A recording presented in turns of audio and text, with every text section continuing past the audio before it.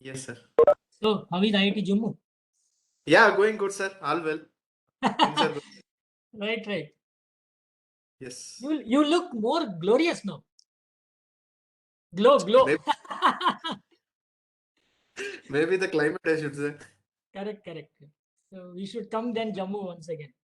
Yeah. Anytime, sir. Always welcome.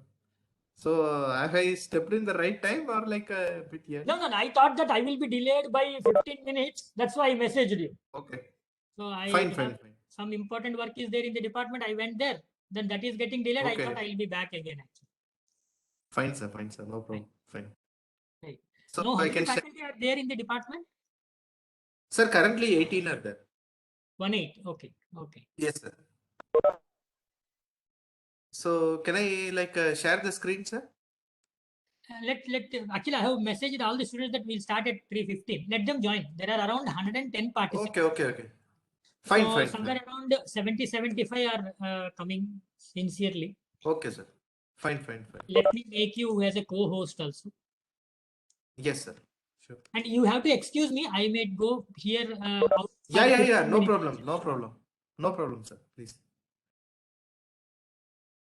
You can share the screen and see whether it is working or not. We can check. Yeah, 1 second, sir.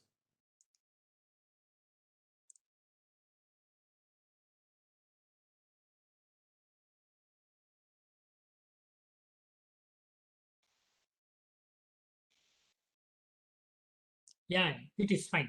Correct. Fine, sir. Fine. Yes. Okay. Yeah, visible. Correct. Fine. Fine, sir. At the end of the, you can, while talking, if you have good network, no issue actually. Otherwise, you can keep your video also off during the lecture. And at the No, end, no. we We will have do very good network here, sir. okay, Nothing to then it worry is about. fine. We have. Then it is fine. At the end, what we will do, we will have a photograph with all the participants with video on it. Okay, sir. Sure, sir. Sure. That is. So, how about the sections going on, sir? Till now, it's all well, sir. Like all are going fine. Very good actually. It's lot of things people Yes. have shared, and even the participants are also very encouraging. Fine, We sir. Fine. asked a lot of queries and questions. We had Yeah. Sure. morning Dr. Ravi from IIT Jodhpur has given. Okay.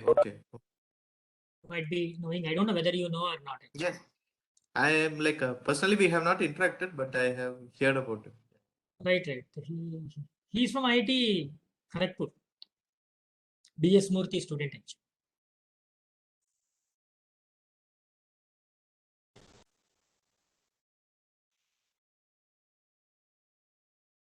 We'll wait 5 more minutes, then we can start at 3:10. Am I audible, Shiva, doctor? Dr. Shiva?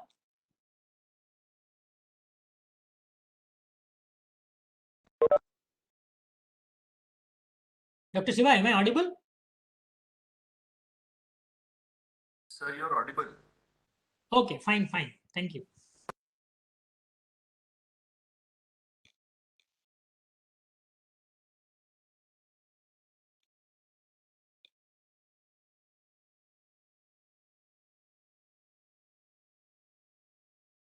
Okay, before starting the session, I will just welcome all the participants for the third session of the day 4. And this will be like the 12th session in this Method to Manufacturing at VNIT 2021.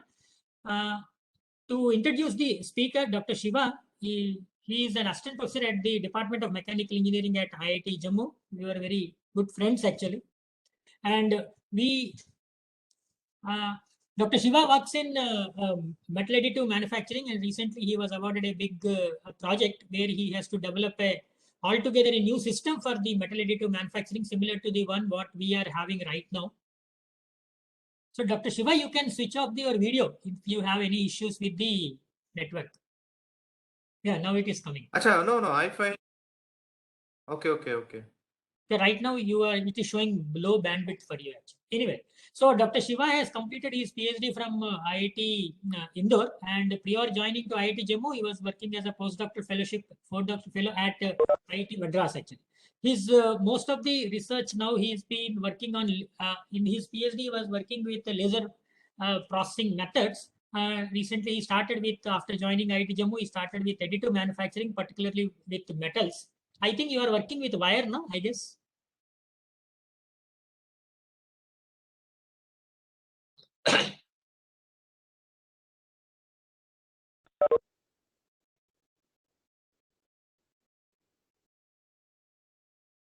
Your connection lost, Shiva.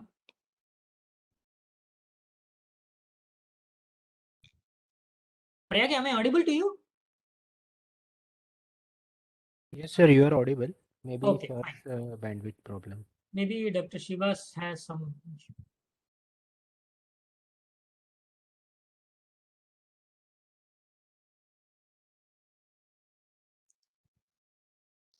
You can reconnect again.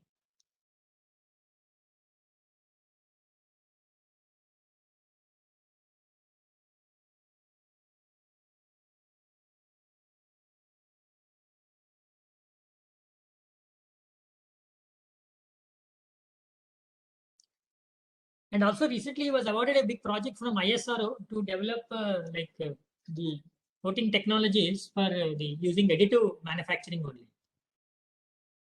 So with these few words, I welcome Dr. Shiva for this metal additive manufacturing workshop, and let him join.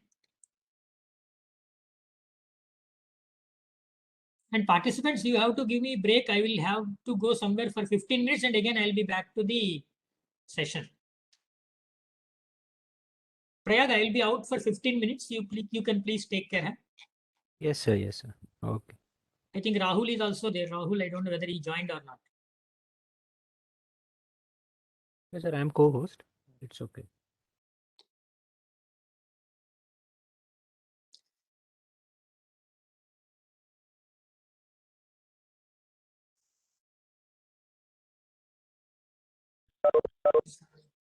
He is unable to connect actually, I think. Let me check.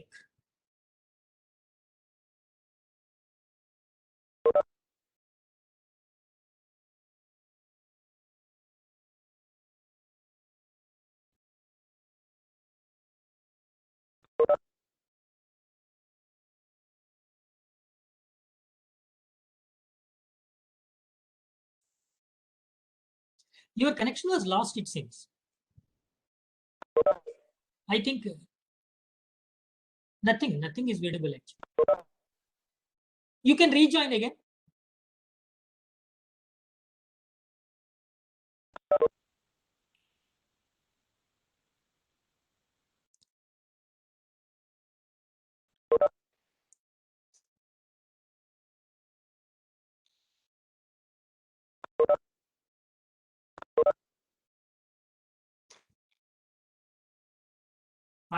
Participants, I don't know whether you people know or not. In the morning session, when Dr. Khatrikar was giving the lecture, no, there were IACT people also joined in the session to see how the sessions are going on. They will be looking for some feedback, I think. Anyway, you have to give feedback at the end of the workshop. Then only you will get the certificate, I guess. So by the time he starts, actually, what we will do is that tomorrow at 3 o'clock, we will be having a short valedictory, 3 to 3:10, somewhere around 10-15 minutes, we can have a valedictory. And that will be followed by a quiz, which I'm going to conduct. It will be through Google Form, and it will be having around 30 questions actually. 30 questions, I think, and you will be given 30 minutes time. So you have to answer the quiz, and accordingly, we have to upload the marks on the Atal portal also.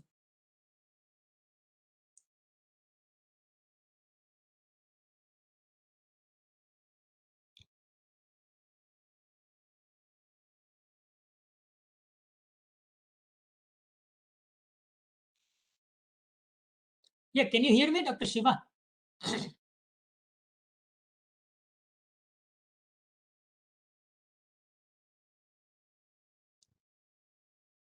Hello?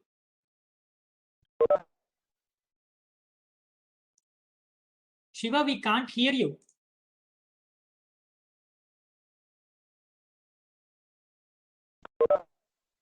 Hello, am I audible now, sir? Now you are audible. Okay. So I have introduced about you. You can start making the presentation, and you have 1 hour 15 Fine. minutes for presentation, and Okay. we will take question answers for 15 minutes. Yeah. Sure. Okay, thank you and welcome back. Welcome again. Thank you, sir. Thank you very much. Thank you for the kind introduction, sir. Good afternoon. Good afternoon, all. So this is Dr. Shiva. Today's talk will be on focusing on development of smart materials using additive manufacturing. So this particular talk, I will be overall covering about a novel additive manufacturing technique, which is now very recently stepping into the line of additive manufacturing technique apart from spraying. Just a small introduction about AM. Of course, everybody would have very well gone through about all the lectures in the series, so that's just a small brief intro. Followed by cold spray, like what is cold spray technique and what are all the types of spraying techniques, and among them, cold spray has the unique advantage of falling into or has the ability to develop the 3D structured components and how well they are assisting in solving modernized problems which the other additive manufacturing techniques are unable to do, and which specific reasons we have to rely on cold spray.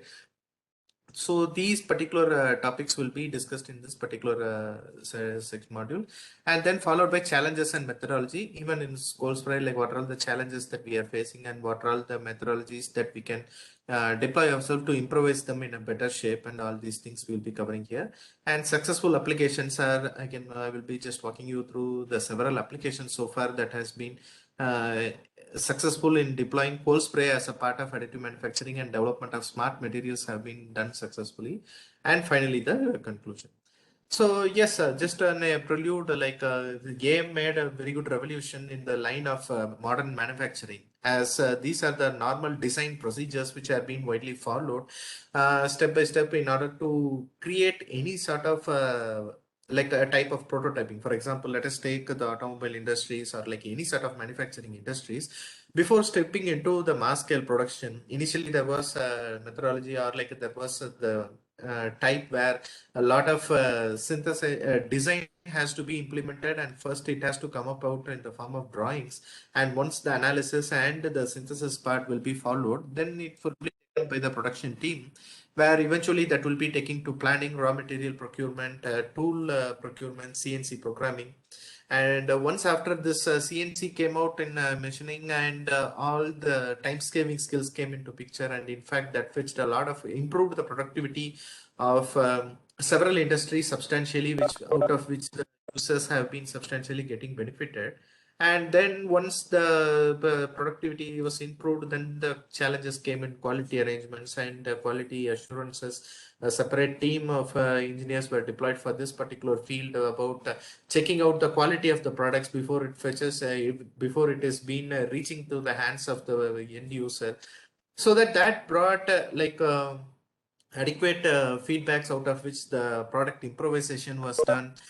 As an effect of this improvisations, of course, that kept them or like that fetched them good orders, and good customers were really not moving around, which was the normal mantra that was being used by all industrial units. Once after we find that there were substantial profits that came up in this particular product, in this entire flow chart or process chart, because you can edible enough to skip like 4 to 5 steps in the entire.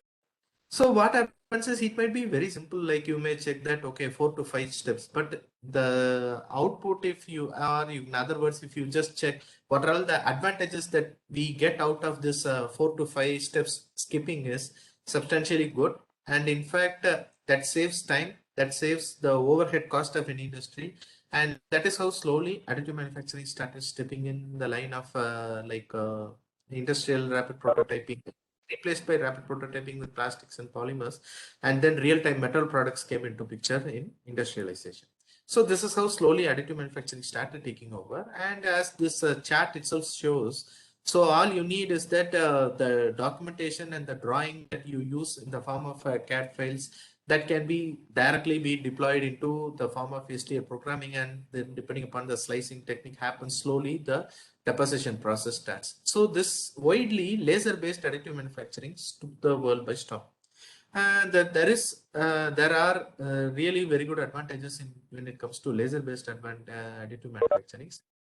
when it comes to direct energy deposition and selective laser melting (SLM).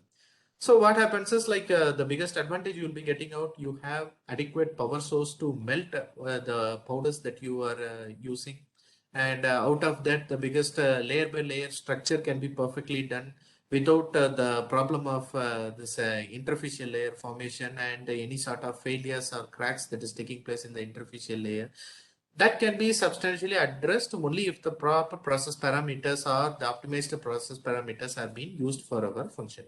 So unless or until that particular segments have been addressed, still additive manufacturing was a bit far away from coming out with real-time components that are ready to float in market.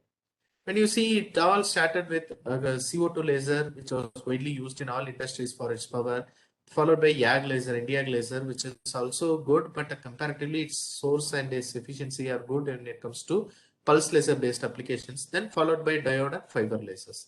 And when it comes to feeding, the feeding plays a very, very crucial role. Like as it's shown in the image at the bottom, the type of feeder that you're opting for to feed and the specific powder feeder that you're using, either it is a pre-placed bed or the dynamic blowing, depending upon this directly reflects in the property of the material. And as an effect of that, what happens is just by adjusting the optimized process parameters, you may get better quality products. That was the final output that people were able to achieve out of this particular technique. So then depending upon the complexity of the components that you are fabricating, or depending upon the types of structures, or depending upon the repetition, you can decide what sort of CNC workstation will be comforting your deposition technique. So finally, if you check the objectives of entire additive manufacturing process or this entire module is like, you have to go fabricate the real-time component and go for certain post-processing techniques in order to shape them in a better shape. So out of which these two mandatory steps, you will be achieving the property of the material and the precise dimension of structures. And then finally comes to applications. So all these components are interrelated with each other. When we say this additive manufacturing technique, and immediately when we say talk about post-processing, that itself induces a type of hybrid manufacturing into picture, because as I said earlier, there are certain factors where we have to ensure that the surface properties, specifically like surface roughness and the precise dimensions that you are utilizing for all these components, all these parameters are to be very carefully addressed in order to maintain the precise structure of the component that you have. Then followed by property. Actually, what happens, why property comes into picture is that, like, since we are using a type of metallographic powders, and these metallographic powders have been introduced into the interaction with lasers, high power lasers. So the heat distribution, the contour of the heat that is getting distributed, and the direction of solidification, all these plays a very crucial role in determining the nature of the product, as well as exhibiting the property that you would like to have. Like for instance, if we are looking for copper and if we are additive manufacturing copper components, then it has to ensure the property of having high conductivity and good ductility. So in order to address this, there were some hiccups in the initial days, just due to this small time interaction with lasers, and then followed by some post-processing techniques, and all these just in fact fabricated the product really well. And when it came to application, when we addressed other three modules which are surrounding this particular domain, we eventually what it happened is like it followed up and came up with a better product, and that caught up additive manufacturing hot in market. Then when it says the concept of alloying, so whatever technique which we are dealing with mostly deals with powder based deposition, especially in metals, like I said, because that is where you see widely they have been used for directly putting them into real-time applications. When it comes to metals, and when you are using a high power laser to solidify them in a proper structure, you find that these are the mahogany effect that generally happens. Like we all know that is a common effect when it comes to next interacting with powders. Then most of the there is a substantial energy loss in the form of this evaporation and convection. Though radiation might not be substantial loss in all case, certain highly reflective elements like aluminum and copper, when you're dealing with such elements, we find that of course radiation loss is also a steep loss that has to be addressed. So these are the initial days where these were the hiccups that is what commonly engineers were facing through when they were dealing with additive manufacturing. And you see that the solidification of a structure, that is the primary objective, followed by nucleation where the required microstructure can be obtained, and the other way or the proper alloy formation has to be done so that you can engineer the compositions and you can play along the composition and you can vary the respective properties accordingly. So these are the advantages we get, followed by growth. The growth is the microstructure growth. So the microstructure growth towards particular one orientation or homogeneous single crystal microstructure growth. So all these objectives were primarily focused in development. And of course, the microstructures were very well promptly able to engineer because of the localized heat supply that is being availed from the laser source.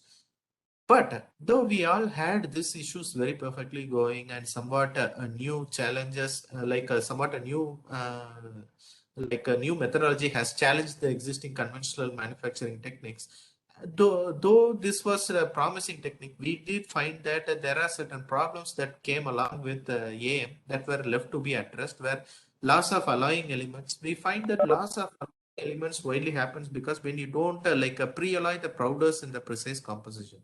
So what happens is, like, when you don't have the adequate composition that you would like to have, that will be substantially dominated by the other element. Like for example, if I have two elements like nickel and titanium and I'm mixing it together, and if the alloying elements are not at equimolecular state of condition, and if a nickel rich or a titanium rich phase starts to dominate the alloy, then you might know that it plays accordingly to the pros and cons. So you might be expecting something else and you will be getting something else once there is a variation in the alloying elements, followed by porosity and fusion defects. When you say porosity and fusion defects, mostly gas blown gas atomized powders are widely used for additive manufacturing. And when you see gas atomized powders during the manufacturing technique and the nature of these powders being manufactured itself, you will be finding a lot of gas entrapments that is taking place within the powder particles. And this particular entrapment which is taking place will create its own effect when it is getting introduced itself to along with the high power laser. So for example, what happens is when you have a high power laser and when you are starting to melt or interact a powder with a high energy density, and also the surrounding atmosphere and the surrounding air, the confined medium which is filled with certain air which you would like to have is also playing a role. And if the entrapped air is something like oxygen or any sort of oxides have been entrapped within the powders, obviously that will create uninvited troubles like this fusion defects, because they themselves will prevent the alloy from formation, followed by, even if the alloy is formed, there will be certain porosities formed with this entrapped air. So all these are the common problem that even today, if you don't optimize the process parameters properly, and if you don't best the process parameters into picture, even these problems are existing till date. Followed by surface roughness. Again, surface roughness thoroughly depends upon the microstructure formation and between the microstructures that eventually leads to the evolving or the uh, coming out surface roughness in the product. So what happens is, when it came to direct deposition or SLM, it is not just by adjusting the laser energy density you will be able to control the microstructure. Control the microstructure direction, but also the angle and the direction in which the powder is getting directly interacted with the impinging laser. That also decides a very crucial role in determining the angle form between the microstructures, which is thoroughly going to replicate itself in the surface roughness formation.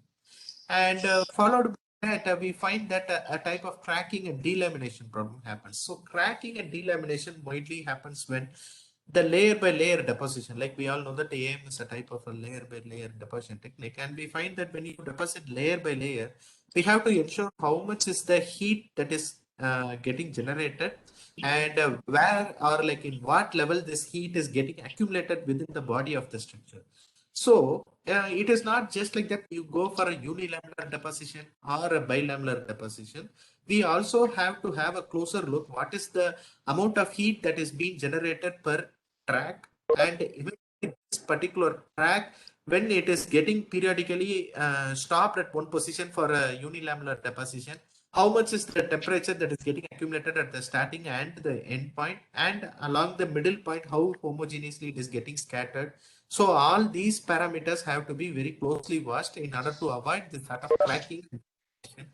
Widely, delamination happens in the interface region, and when it says interface, either there should be an issue where the interface is not properly preheated before the melting takes place, or in other words, what happens is presence of any sort of surface level oxides creates a barrier between the two interface layers, between two layers of step-by-step manufacturing.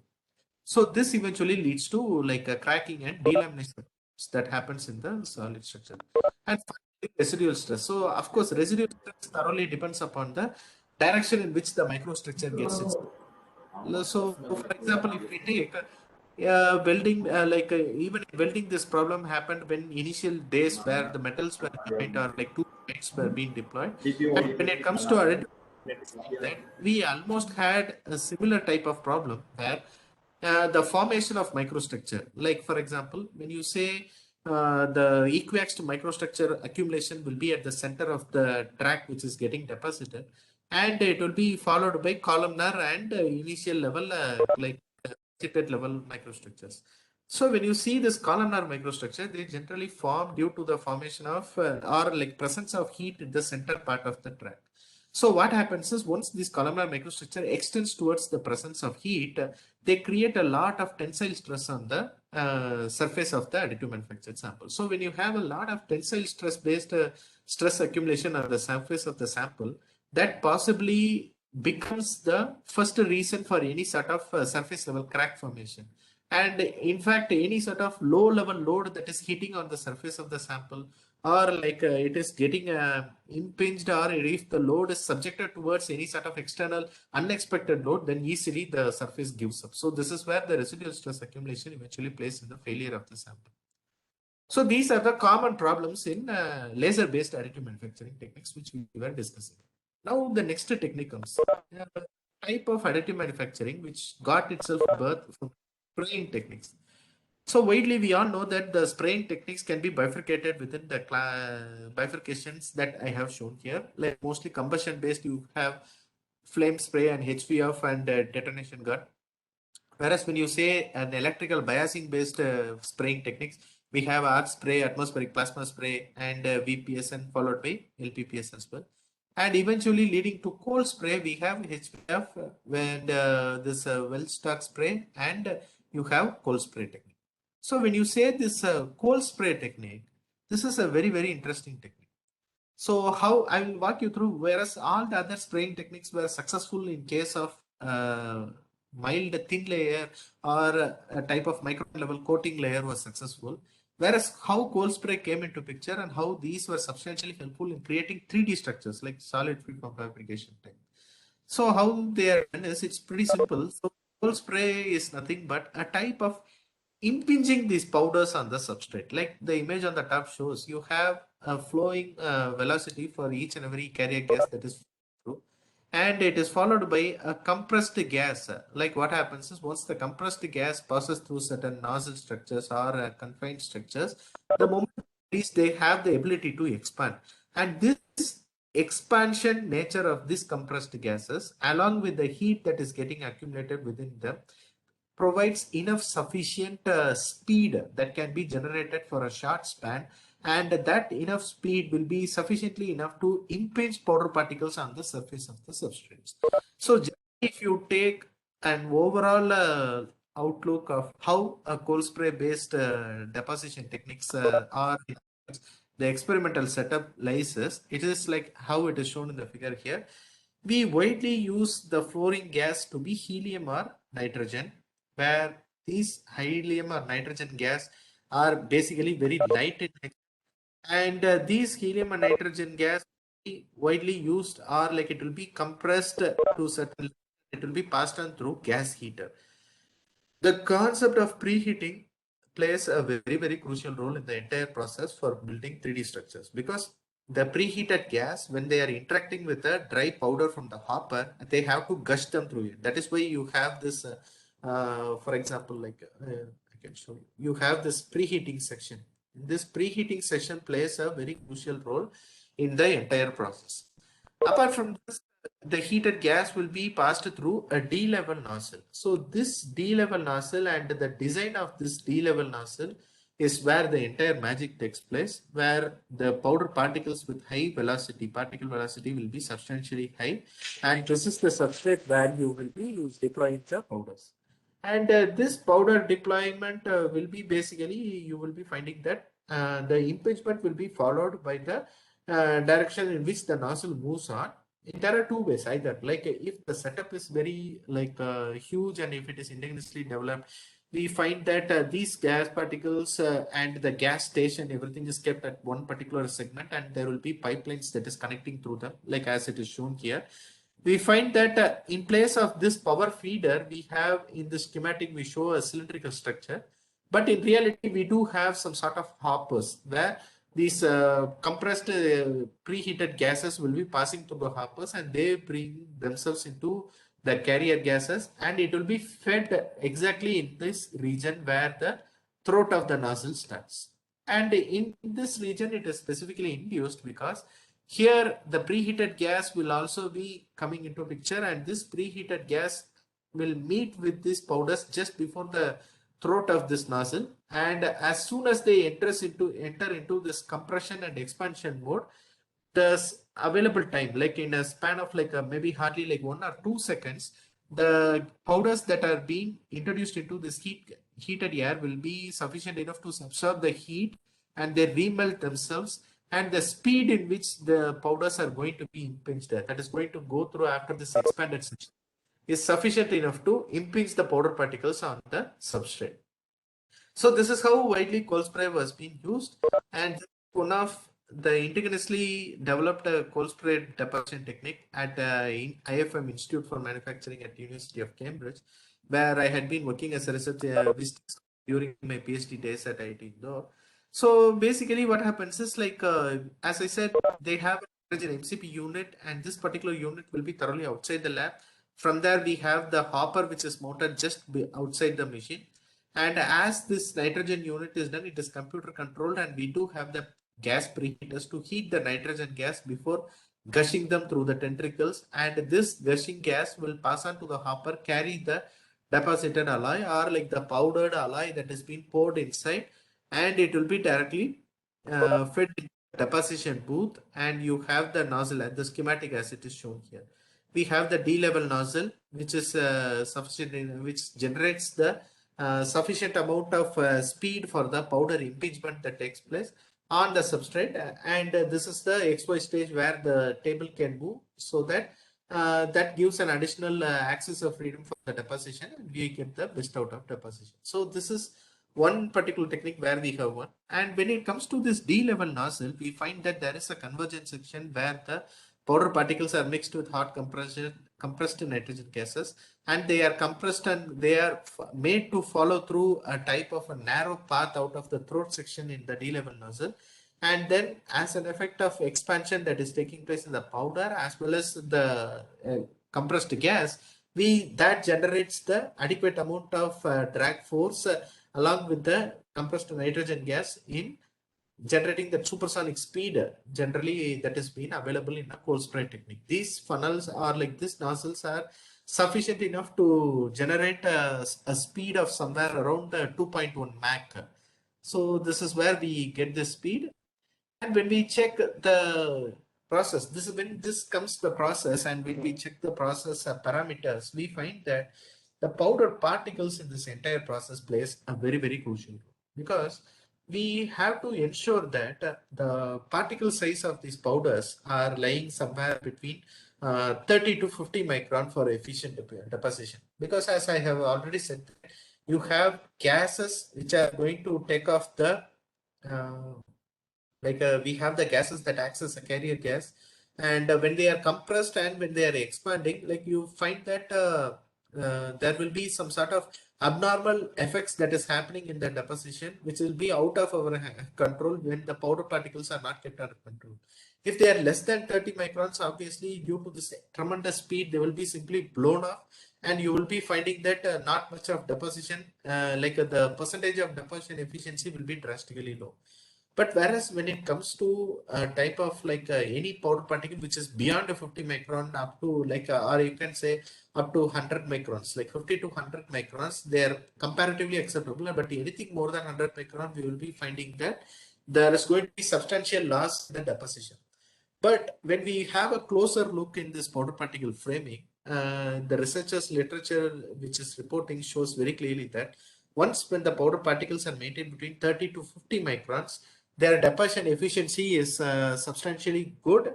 And this substantially good, it says that the deposition efficiency is somewhere near 95 to 97 percentage, whereas very few powder particles which are below that par level size create the issue. And apart from that, like you say that the stand of distance from the nozzle and the substrate also needs to be properly optimized, because once when the stand of distance goes below the par or above the par, both are really going to efficiently land in trouble. Like when you say the stand of distance, it is generally between 20 to 30 mm from the nozzle, which gives effective deposition.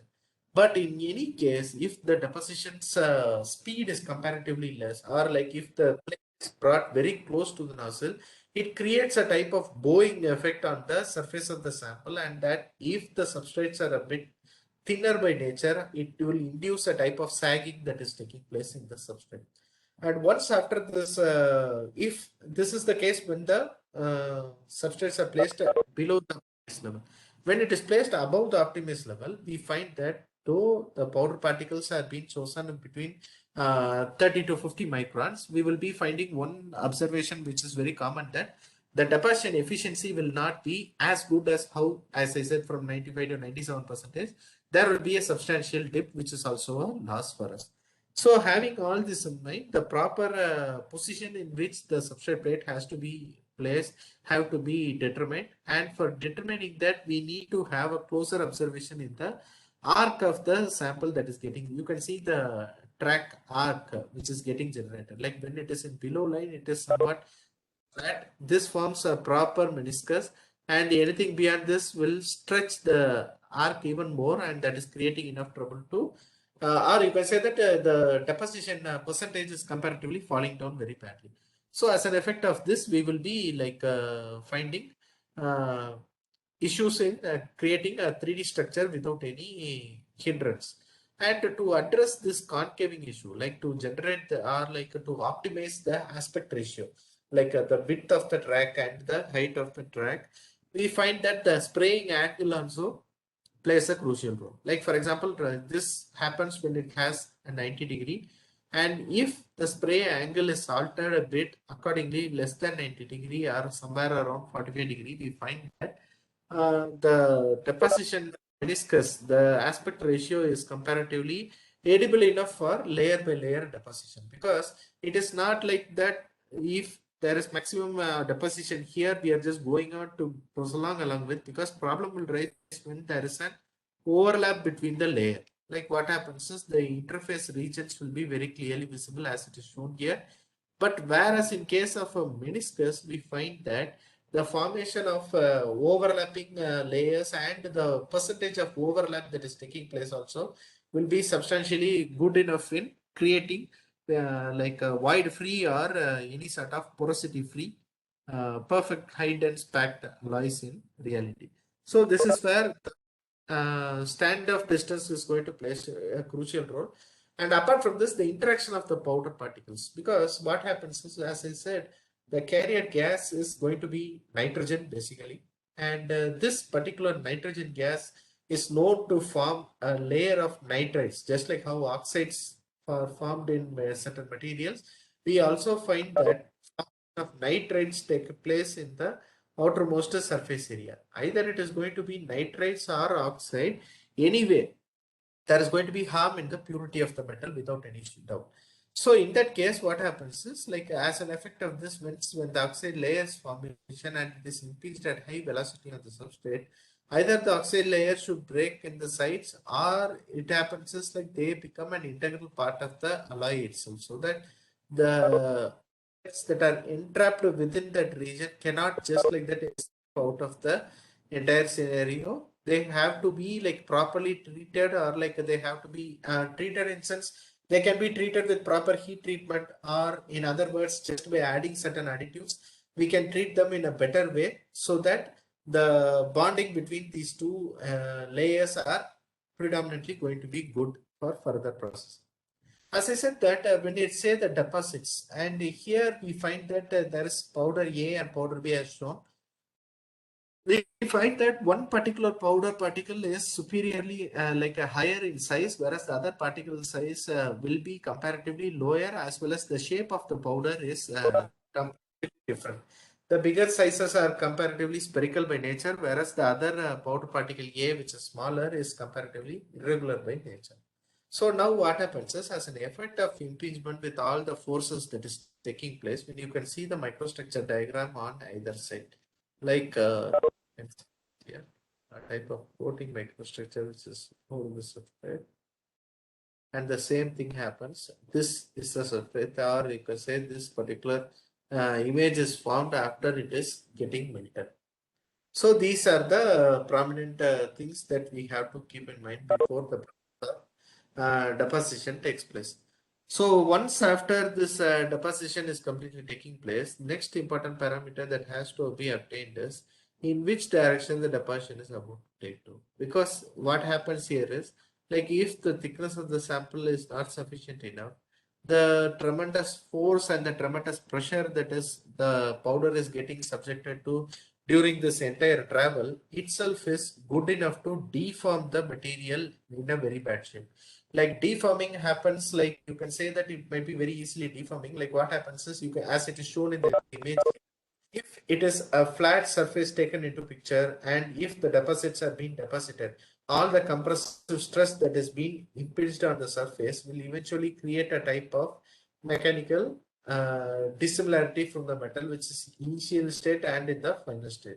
So this deformation can be countered in a way where once after the substrate which is to be coated should have a, rather than having a flat end like as it is shown here, it should have a type of a concrete in case of a convex depth, or like concave from bottom side. So from the top side, we find that a type of concave depth has to be induced, so that once after the deposition is perfectly done, we find that now there is not much sagging effect taking place in the like a depositor layer. Reason being is they are very closely packed, and we find that they are having like a type of, like, they are very not only packed but also their accumulation, the packing density accumulation at that particular point is homogeneously distributed rather than just getting accumulated at one point, creating that sagging in the substrate. So this is an important factor which is considered for when it comes to development of fabrication using cold sprays. And then this is nothing but the angle. Like, for example, if you see the images which is shown here, we find that each and every angle can be easily adapted. Like, this is the spray target, and we all know that the formation is going to be a type of meniscus or a bit of pyramidic by nature, like the triangle nature which is shown there. And the reason being is depending upon the deposition process, and the formation triangle is happening due to the schematic that it is shown here in this region. Like, we find that the particle from the nozzle is coming and hitting at one particular point, because the major strength will be at the core, at the center, though there is going to be a peripheral distribution that is taking place. Majority of the force and the majority of the load that is going to act is going to be hit at the center. And once after that majority of the load is acting, we find that we can find in this particular image where you see there is a lot of deposition that is taken place, and this particular deposition is something like you can see the formation of pyramids, this triangle and the angle between them. Slowly they get diffused, or like they slowly gets dissipated once when the velocity of the powders are altered. Like if the increase is there, then there is going to be a decrease in the small pyramid. So this is one way. And the second point is with respect to angle they have quoted. When you say angle, when they are precisely kept at 90 degree, as it is shown in the schematic here, this schematic, as they say that if it is 90 degree, that is going to create the best out of depositions, and that particular deposition will have adequate strength to counter any sort of external load. So basically, that is why most of the components have to be overlapped very carefully in order to distribute the strength in a very homogeneous way once it is being deposited. Okay, so once this deposition is done, and then now here we find that the middle track and the right track and the left track. So in right track and left track, almost they are very homogeneous by nature. To counter them and have a same level of coating, like a type of 3D structure based coating, these are the angles that is being widely used. Anything beyond 90 degree, like coming around 45 degree and then slowly moving towards 180 degree is something like where it is used for building perfect 3D structures in a rectangular shape layer by layer, and it is going to be successful as well. Similarly, like how it is shown in this particular diagram, like for example, a 50 degree, as I said, as the degree increases, this particular deposition will be homogeneously done.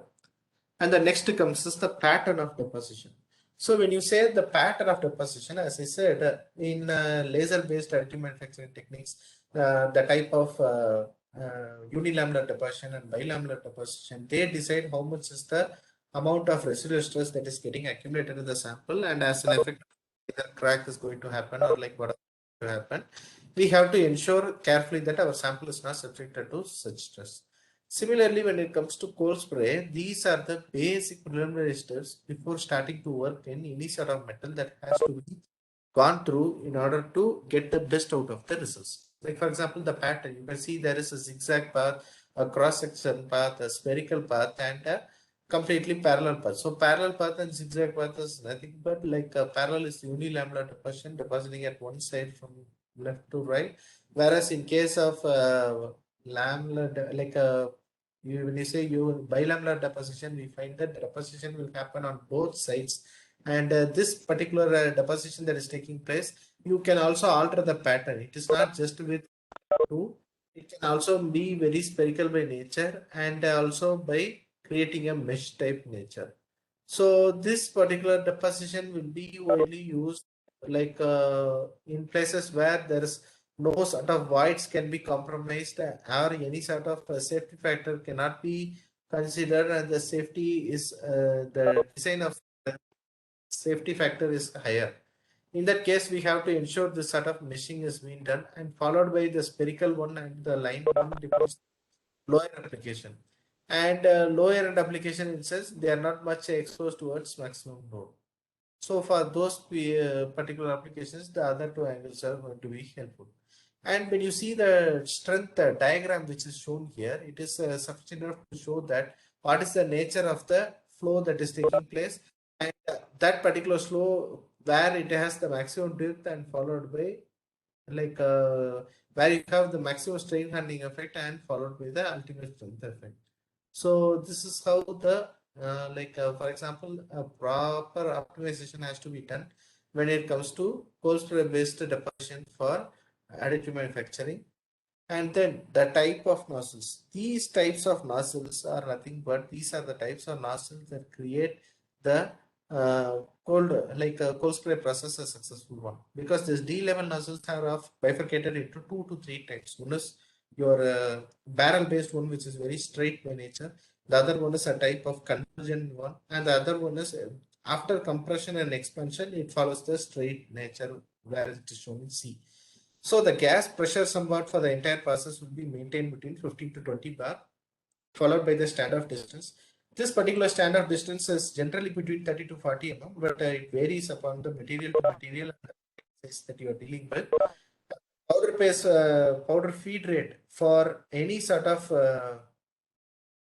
powders which are preheated and a proper the procedures that has been followed in manufacturing is followed, they will be good enough to prepare the alloy, and the deposition rate is somewhere between 60 minutes per seconds. You find that 60 minutes per mm, which is really a high level deposition, which is or like in a quicker pace, this entire process comes to an end. This is what we can conclude out of this.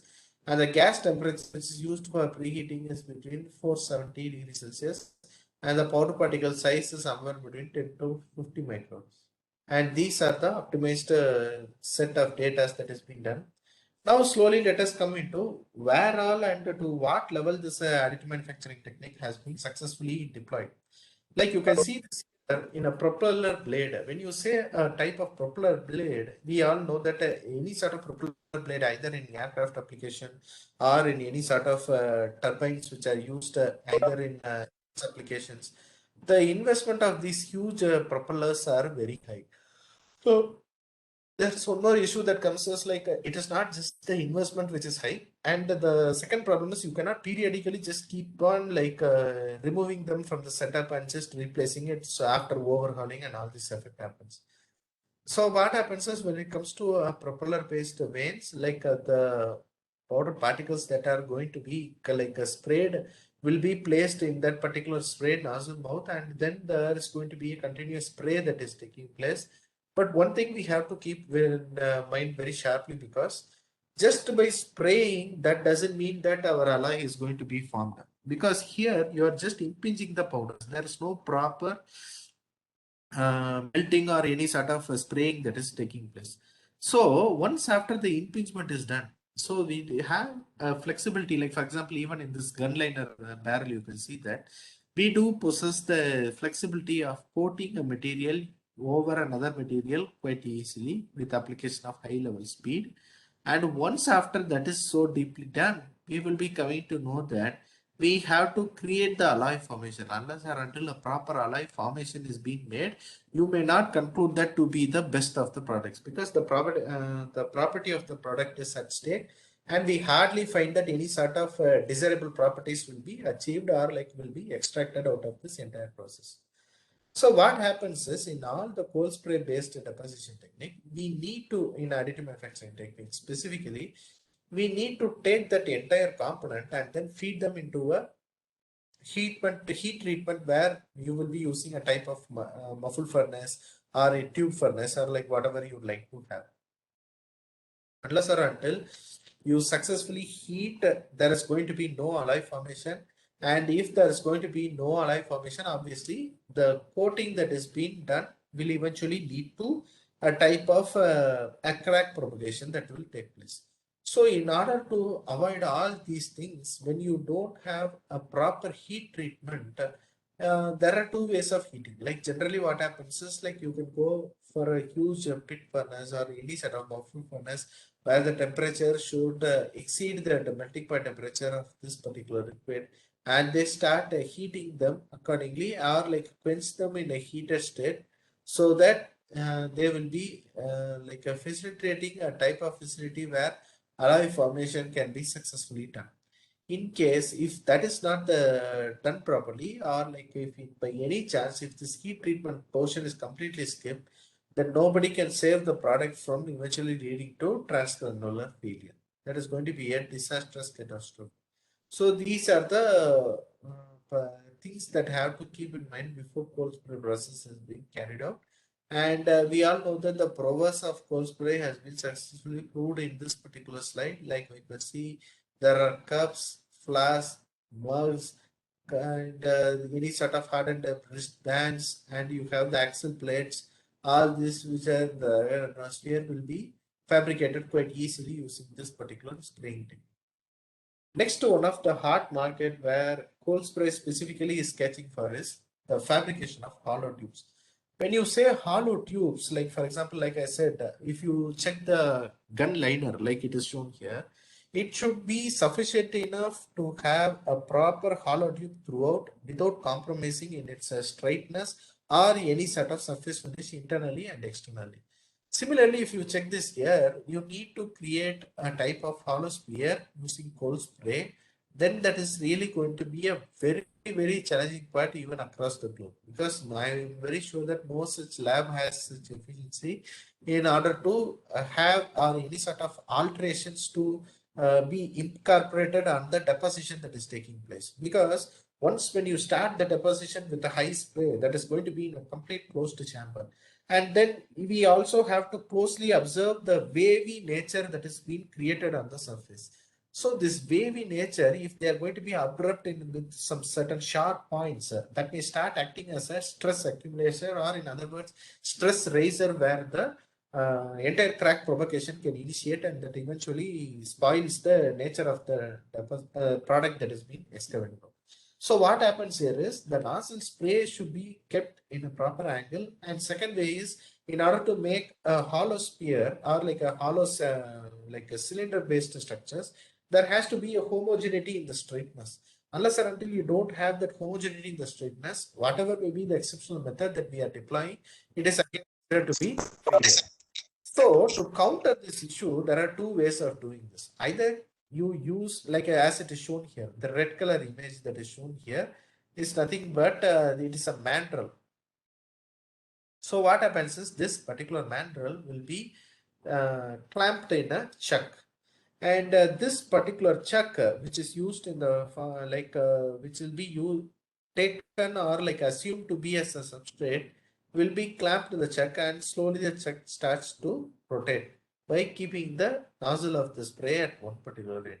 So as it starts rotating, what happens, the nozzle keeps on moving, and since the entire process happens in homogeneous velocity, it is very sure that the deposition can be very successfully easily done in a homogeneous way without any defects.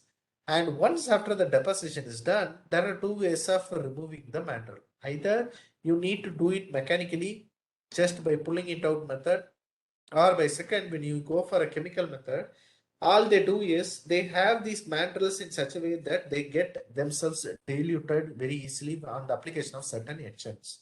So what happens is, like, they just wipe away, or like they just dry away this entire mandrel, and as an effect of that, what happens is the leftover structure is going to be hollow throughout the nature, and this particular hollowness is helping us to get out the internal alloy that is completely coated in the form of a cylindrical cylinder, which is widely used. Clear? So these are the modernized techniques where hollow pipes can be made out of cold spray techniques as well. Now this is another technique where similarly, in place of, this is also widely used for manufacturing a type of like hollowed structures like cylinder or like any sort of ring structures which is done.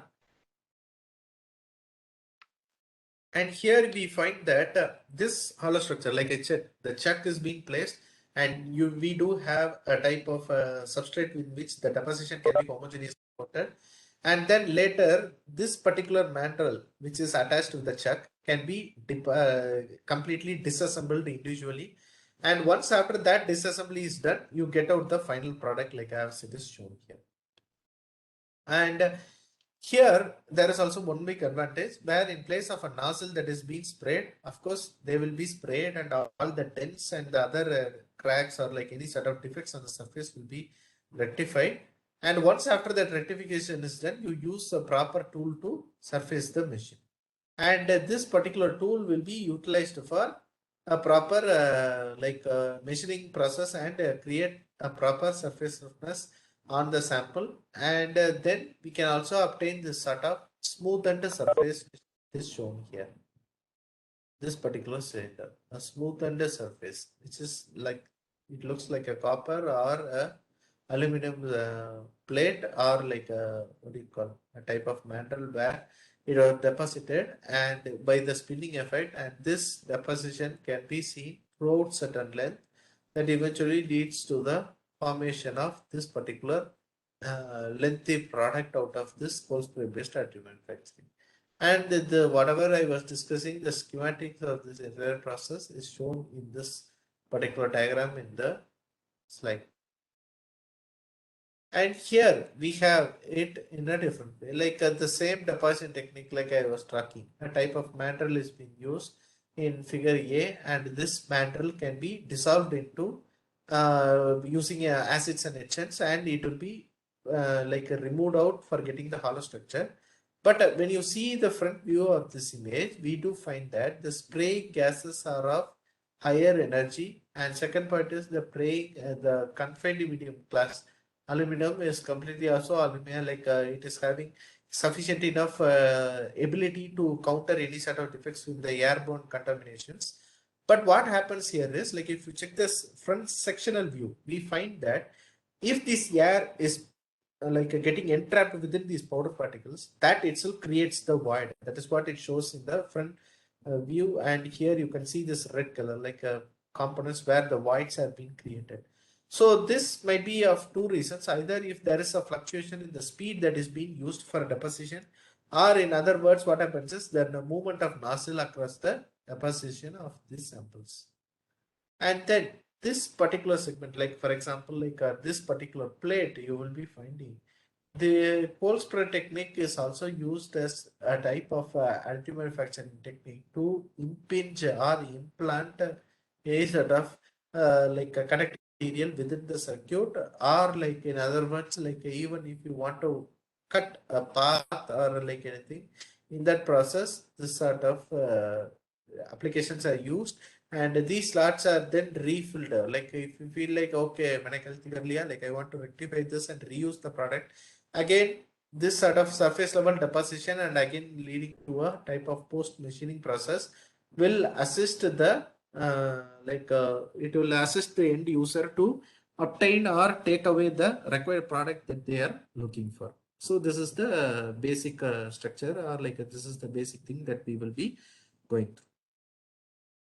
This is one such application where you will be finding that heat exchangers, and as I said, we are meant to manufacture pyramid structures due to this nature of deposition, where the center is having the maximum force of deposition taking place. And as an effect of that, we will be finding that these pyramid structures which are formed, and this pyramid structure can also be converted into trapezoidal fins. And these trapezoidal fins are widely used in the sort of heat exchangers where the fluid flow is taking place. And we have the thermocouples where the heat block, and you have the fins here to transfer the heat from one medium to another. These fins are widely being used out of cold spraying techniques, and the advantage of using cold spray in this particular process is we will be finding that you need not use any sort of joining technique apart from just cold spraying the trapezoids or the fins exactly in the same position in which they have to be placed. You need not go for any sort of further post-processing technique in order to shift them or remove them or keep them shifting. So all you have to do is just impinge the nozzle or insert the nozzle and just start building the fins and the trapezoids, where effectively they can be useful for building parts. So these are the basic successful application. Apart from this successful application, if you take the overall domains where they are being widely used, or how these are being used, we find that they are highly utilized in this space-based applications. Like if you say space-to-space applications, we find these nozzles. These nozzles are nothing but this sort of rocket nozzles which are being used. And these rocket-based nozzles will be you will be finding that this particular region is cold sprayed here. You have the fins that are getting that are left undisturbed, and this layer by layer deposition which is taking place. And also in this nozzle here, the nose part, this region, within this red color region marking, we find that this region is completely cold sprayed. So here you can see that the surface finish of the product with the mild amount of machining, like a post deposition machining, like a type of hybrid manufacturing is being induced, so that we will be getting the best out of the machine in the same way for the real-time application, and you will be getting it out, and it has been successfully deployed as well. And second is tool molding machine. Like here you have the tool molding machines, and here similarly we find a lot of what do you call the material which is cold spray, completely developed based out of cold spray. They are not just sandwiched in one particular region, layer by layer deposition, and this has reached till the tool mold making machines. The mold is completely made out. And then in defense applications, we find that the biggest drones which are being highly utilized, it is somewhere around 1.8 meter titanium plate fitted drone, and these drones are being widely used for security alert, and they are used for this observations, like a bird's view bird watching, or any sort of patrolling applications can be done. And this has also been successfully done using cold spray technique in real-time applications. And permanent magnets, where these are being widely used for in bigger level motors. Like for example, if you take this beer motors and other types of modern motors, we find that they are being used for permanent magnetic structures, where base material will be something different, and the magnetic materials have been impinged in the form of layers that induces a type of magnetism in the entire operation, where it is being used in motors. Now, when it comes to this final application, smart materials. When I say smart materials, like of course, all these elements which are able to work in high level temperatures, and if they are being deployed in any sort of applications where in rugged atmosphere where there is fluctuation of temperature, and still these elements are able to survive themselves without creating any sort of trouble or harm to the product, then of course they are termed as smart materials. And similarly, one such smart material is shape memory alloy. So what happens is, as the image here, it shows that shape memory alloy is an alloy that is going to be remembering its shape. This particular alloy is widely used in actuator application. Like for example, here you can see this GIF that is operating. You have the heater which is applied. Initially it is deformed and it is straight, and once the heat is applied, it is creating the hook, the type application. So similar to this actuation, this is basically actuating material.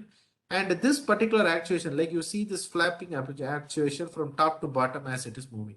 So this nature of this movement, or by training it by up and down movement of a shape memory alloy, you can deploy shape memory alloys in micro pump and micro motor application, basically in the line of MEMS. And on the application of heat, they start to deflect themselves, and when it is coming in a two-way actuation mode, the material itself on the once the heat is stopped, it will return to its original position. So this is how a normal shape memory alloy structure was being widely used, and thoroughly bulk shape memory alloy structures started capturing space in market when you see this sort of applications. Like for example, you have the tool holders and you have the ring structures on the top. And these ring structures on the top will be utilized for clamping these tools. And you see that these tools which are being clamped here, and this clamping is nothing but once these collets are there, they are clamping the tools so firmly and rigidly. Eventually, what happens is any sort of vibration, once the tool is meeting with the sample, and as an effect of this interaction, you find that there is going to be high level temperature that is getting generated, and also there will be vibration in which the tool nomenclature comes into disturbance, or in other words, the dimension of the tool comes into disturbance. So what happens here in this particular bulk shape memory alloy effect is, like when you create a type of SMA ring and when you start pasting them across the tool above the tool completely, we find that this clamping efficiency increases once you train them to shrink on the application of heat. You need not apply any sort of external heat to the holder at all. The heat that is getting conducted from the tip of the tool towards the stem will be getting absorbed by this particular shape memory alloy, and there will be even more tighter clamping or like grasping effect that is going to hold the tool very firmly, so that the vibration is also countered and not much any sort of effect is basically taking place. So this vibration control damping technique was sufficient enough, and it is successfully deployed in modern machining techniques.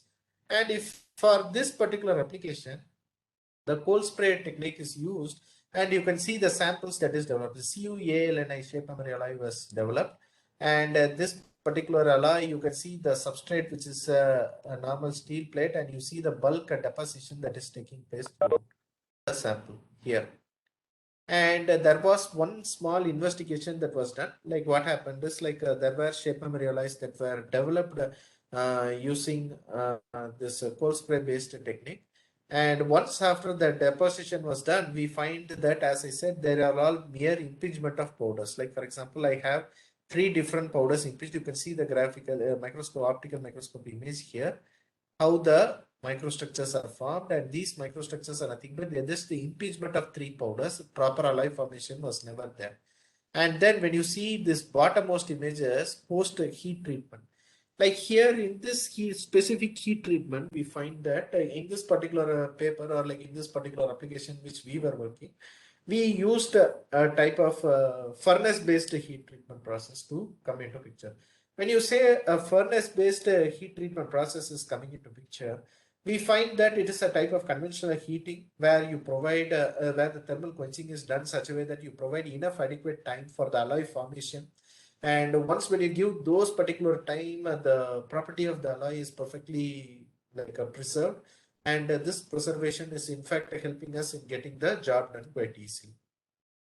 So this is a type of an alloy formation which is using cold spray technique. There is also one more method where you will be successfully using this cold spray and a type of laser based surface processing. So when you say a laser-based surface processing, what happens is once after the impingement is done, you can localizedly heat the sample.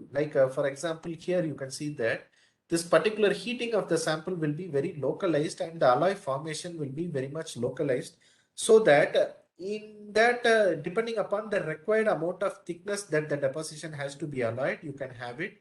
Or in other words, if the accumulation of the powders itself is providing adequate strength, you can get the best out of it there as well. So these are the other possible ways of alloying cold spray. So this is the flexibility. It is not just meant that you have to apply any sort of conventional furnace based heat treatment to form the alloy, but rather you can also go for any sort of laser based processing, and then localizedly you can the alloy formation, and that particular alloy which is being formed will be helpful for you to get your job done. So this particular way. And second point is here, one more important technique is like when you are processing it with laser, you have to ensure that the track that you are processing the between the over these deposits, it has to be in such a way that they have to be homogeneously processed with proper overlapping efficiency. Otherwise, there is going to be any sort of non-homogeneity in that alloy formation. Basically, this is one very big problem that you will be finding, a non-homogeneity in the alloy formation, and that might not meet up with the required amount of or like in other words, that might not meet up with the adequate amount of properties that you would like to have. So this is one particular problem that you may face in case of laser processing, and that has to be taken off immense care. So these are the general observations and takeaways of today's talk.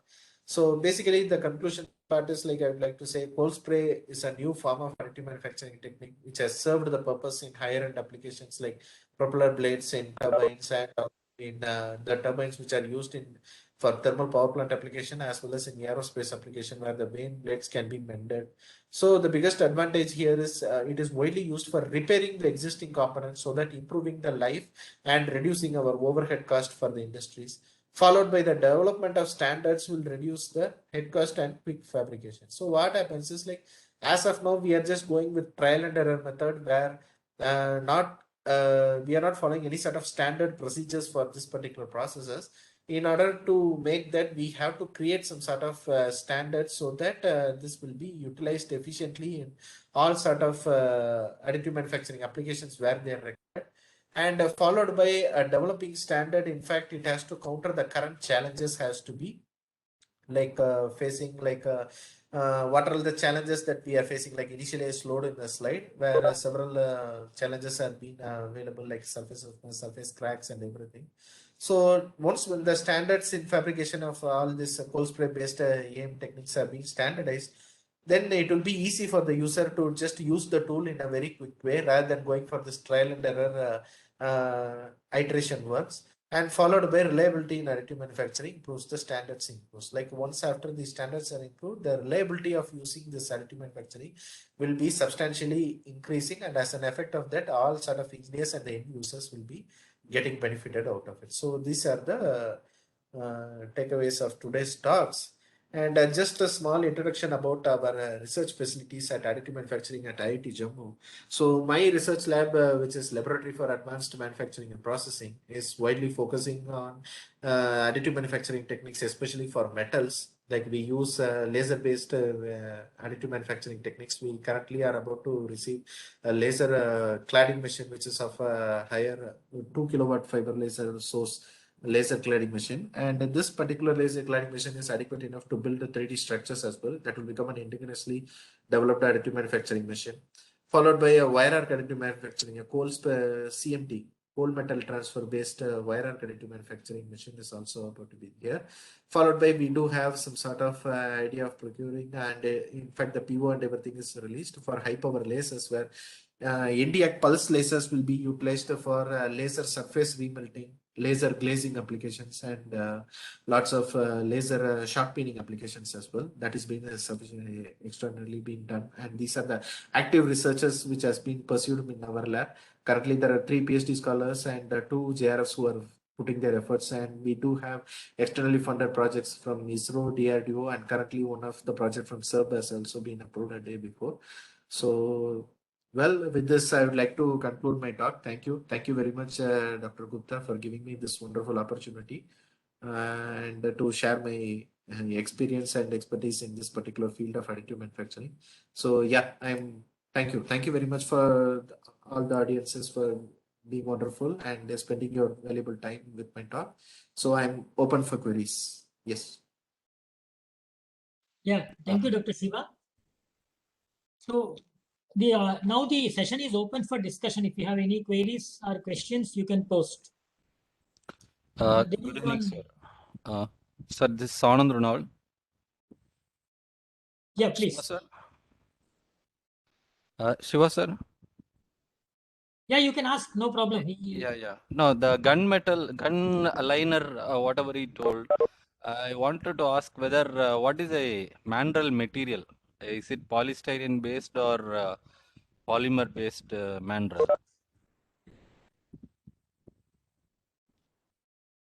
Shiva. I think it's connection issue, I think. Shiva, your connection is lost.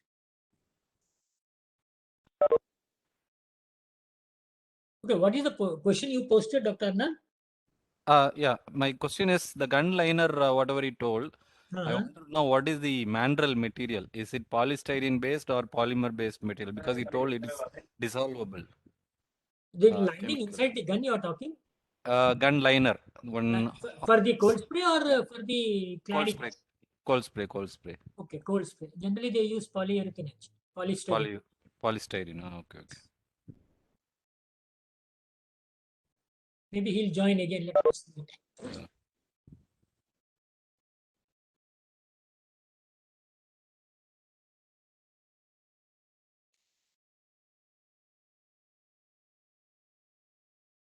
He lost the connection.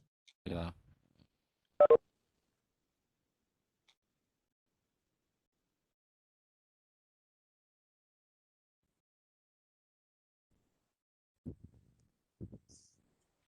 Will the polystyrene will be able to withstand the temperature? Just 1 second. He is calling. 1 second. Yes.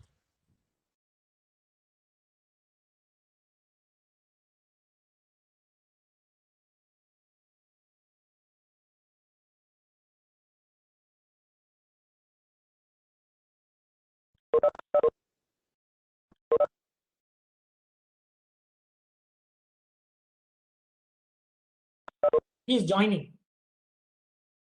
You are asking something, Anand. Yes, sir. No, will the material be able to withstand, because temperature, what will be the temperature generally? For cold spray, it will not be much temperature. Much temperature, because The thermocol means velocity with which it is coming, it will be very heavy. that also it should be able to withstand. Should we go for some coating and then go for cold spraying? I'm not getting. Should we go for some coating so that it doesn't erode? Actually, cold spray, I haven't worked. Maybe Shiva might be a better person. We'll wait for him. Yeah. Because without knowing, I should not comment. Yeah. No problem, sir. But whatever we are using at Nagpur, that is like a nozzle based.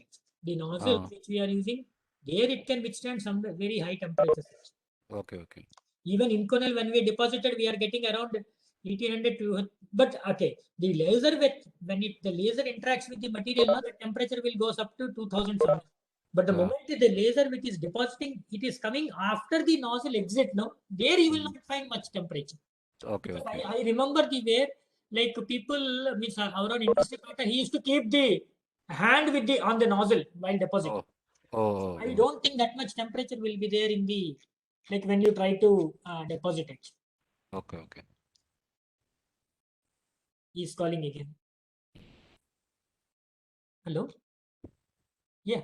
You are what?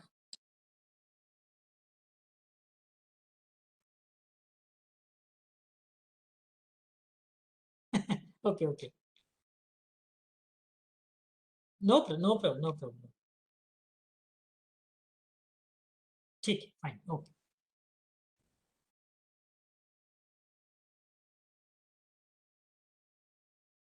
Right, and there is somebody, Dr. Dheeraj is asking what is the material used for nozzle and its life. Yeah, I want to Nozzle say. generally, mostly they are using like a copper alloy. They are using the nozzle. Yes, yes. Shiva, Hello. there was one question from Anand. Maybe Anand, you can Yes, sir. ask again. Yes, sir. The mandrel material, I was trying to ask what is a mandrel material for the gun liner application. I hope you remember me. I'm Anand Ronald. Anand Ronald. Yes, sir, madam's husband. Yeah. Yes. How are you, sir? Fine. Fine. Yes, sir. Sir, in gun material application, mostly they are using like 3 or 4 types of stainless steel, sir.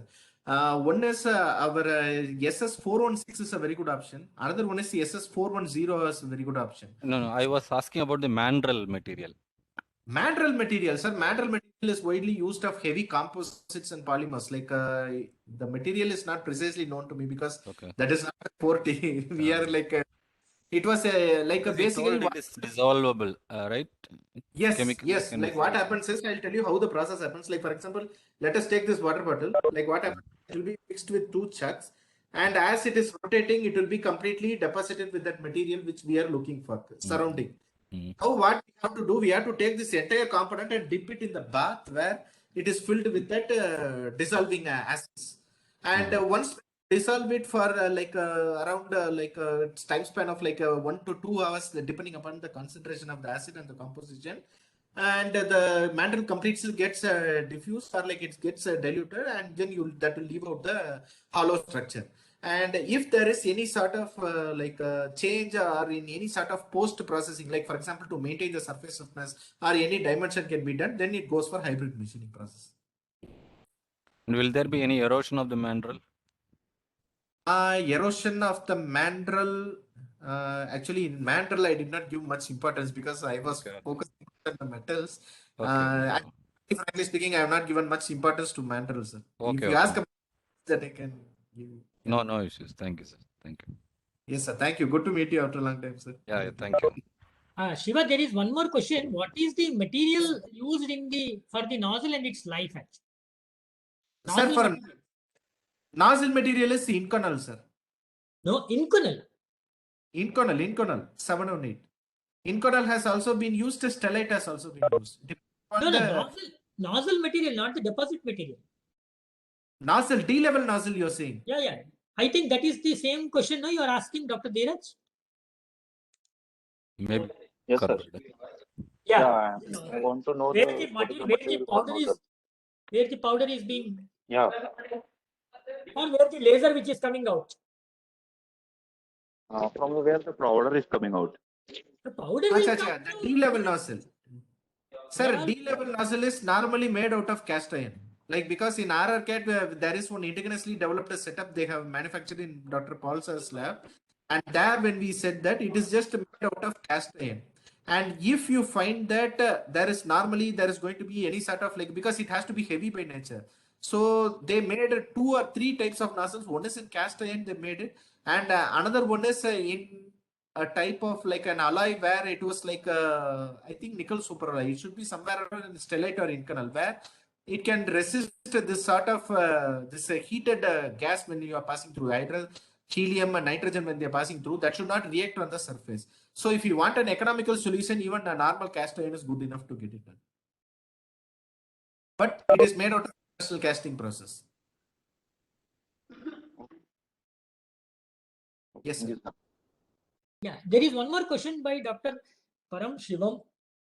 Yes, sir. How can we substantiate the use of simulation in wire additive? WAM means wire additive manufacturing. Wire additive. How can we substantiate the use of simulation in WAM? In WAM, generally they use the as far as till now, I should say frankly, like whatever simulation papers which we are going through, we find that they use the same other equation which is used for welding, basically. And when you're depositing and examining the temperature distribution is taking place, or the residual stress evaluation that you are doing, that will be using this ANSYS. You have this inbuilt form like module called as birth and kill method. And by using that, by indulging external meshes which are being using meshing softwares, we can simulate the entire process. That's how they are doing it, sir. Yeah, any other question, please? There is one Dr. Deepak Chabra. The difference between coal spray from coal metal transfer and coal metal welding, sir, all three are completely like totally different. Different. Coal spray is something that you are impinging the powders on the substrate first as per your required composition, and once after that impingement is successfully done, you have to alloy them by applying external heat. So basically it is not alloying, it is not in a ready state used to once after the deposition is done. Whereas it comes to this cold metal transfer is totally a different ball game. Like what happens is it is just like your normal GMAW. So once that you have a proper wire which you are using for wire-based feeders are fed, and when your normal deposition is done using your robotic arm or the gantry XYZ stage, which is motorized control. And here, when we use this, we find that the product that we are getting out is ready to use. Unless or until you are not satisfied in the dimension or any sort of surface modification has to be done, you need not go for any sort of post-processing in cold metal transfer. And cold metal welding is another, that is another domain. That is a type of welding. Here, cold metal transfer can be used for welding as well as 3D structure printing as well. Whereas in case of this cold spray, it can be used for coating and 3D structure fabrication. These are the differences. Welcome, sir.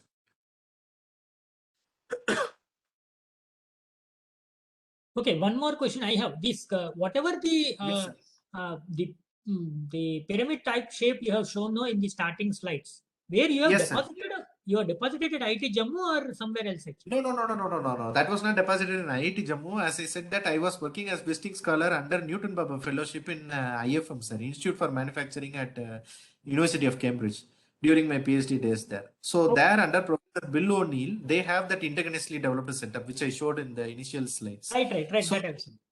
yeah, using those slides, there are two types of pyramids there they are interested in fabricating, because they will be using a cylindrical cylindrical base and a pointed end, or a square cuboidal base and a pointed end. So that is why you get trapezoid in there. So Okay. Oh. this is So how once you they deposit, then you have machined, huh? yeah, we have to just cut it out. We have to use cutting options, like either using a wire cut you can cut it, or Okay. in other way, if you are going for any sort of remote application, you can use high power laser to segment them. Okay. Fine. So I thought you have done it at IIT Jammu actually. No. Here we don't have the setup, sir. Indigenously developed, and now IIT Madras has bought it, and now they are having the setup there. Okay. If you want post-based deposition, there they are having one in national level. IIT Madras has one. Because cold spraying also they had some setup at IIT. Yeah, cold spray. That is what I'm saying. Both they have cold metal transfer as well as cold spray. Both are there. Cold metal transfer and one laser cladding machine. PO is released soon in a month or two. You will be getting in IIT Jammu. Like we are soon getting. In Jammu, you are talking? Yes, sir. In Jammu, in my lab, LAMP. That is why I said we are working for any sort of collaboration. Right. I understood. Fine. Right. Yes, sir. So I just use this podium to invite for collaborations as well. Anybody who is willing to any sort of works, you are always welcome for us. You can contact me anytime. Yeah. Yes. So if you have any other questions, please participants can post or ask. Otherwise, we thank the speaker for the wonderful session. Thank you, Dr. Shiva. So Thank we'll you, see sir. for a Thank you very long-term much. technical collaboration with IIT Jammu. Let us hope that we build together everything. Fine, Right. Thank you, sir. Thank you very much, sir. Thank you for. I request everyone to make your video on such that we can take a photograph. Everyone, for a short while, please switch on your video. Chidanand, how are you, Chidanand? Yeah, fine, sir. Oh, after long, actually morning also I have seen you, but Yeah. sorry, I couldn't. Yeah, one Betamac conference is also going on. That is why Okay. not able to attend fully. No problem. Thank you, sir. Yes, thank you.